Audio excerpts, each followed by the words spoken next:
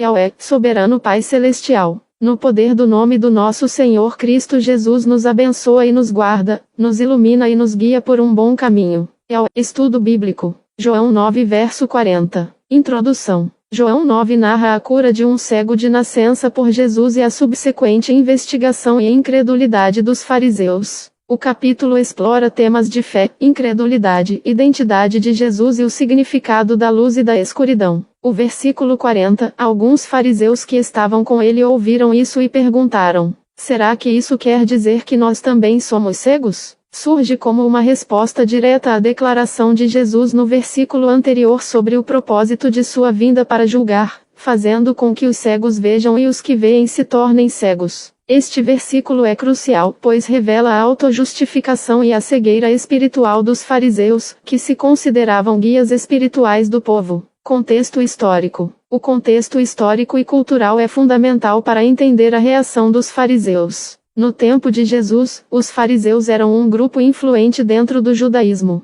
Eram conhecidos por sua estrita observância da lei e suas interpretações da mesma. Eles viam a si mesmos como os guardiões da ortodoxia e da tradição, e muitas vezes entravam em conflito com Jesus por suas práticas e ensinamentos, que eles consideravam uma ameaça à sua autoridade e à lei de Moisés. O capítulo 9, especificamente, demonstra a crescente hostilidade dos fariseus em relação a Jesus, culminando na expulsão do homem curado da sinagoga, versículo 34. O fato de a cura ter ocorrido em um sábado, versículo 14, exacerbou o conflito, já que os fariseus viam isso como uma violação da lei. A preocupação dos fariseus não era com o bem-estar do homem curado, mas com a manutenção de seu poder e status religioso. Interpretação. O versículo 40 revela a dificuldade dos fariseus em reconhecer sua própria cegueira espiritual. Jesus, ao afirmar que veio para que os cegos vejam, não se referia apenas à cegueira física, mas principalmente à cegueira espiritual, a incapacidade de reconhecer a verdade sobre Jesus como o Messias. Os fariseus, com sua autoconfiança em seu conhecimento da lei, não conseguiam enxergar sua própria necessidade de salvação. Do ponto de vista trinitário, Jesus é a palavra encarnada, João 1,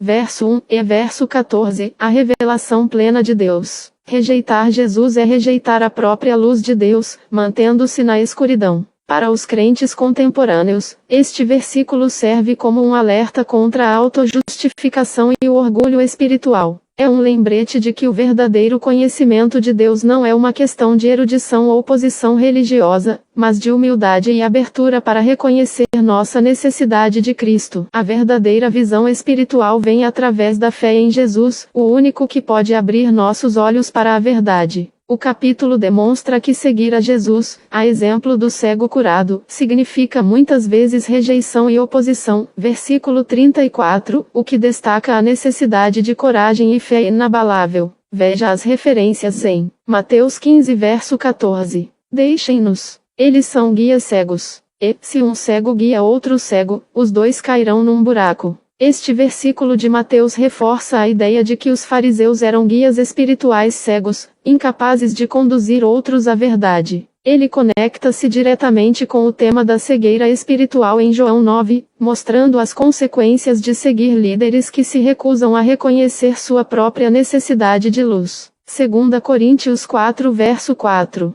Eles não podem crer, pois o Deus deste mundo conservou a mente deles na escuridão. Ele os impediu de ver a luz do Evangelho que mostra a glória de Cristo, o qual é a imagem de Deus. Este versículo de Paulo revela a influência do Deus deste mundo, Satanás, em cegar as pessoas para a verdade do Evangelho. Ele fornece uma perspectiva mais ampla sobre a cegueira espiritual, mostrando que não é apenas uma questão de falta de conhecimento, mas também uma batalha espiritual contra as forças das trevas. Essas referências complementam a compreensão de João 9 verso 40, mostrando que a cegueira espiritual é um problema generalizado e multifacetado, que afeta tanto líderes religiosos quanto o povo em geral. Eles destacam a importância de buscar a luz de Cristo e evitar a autojustificação, que pode nos impedir de ver a verdade.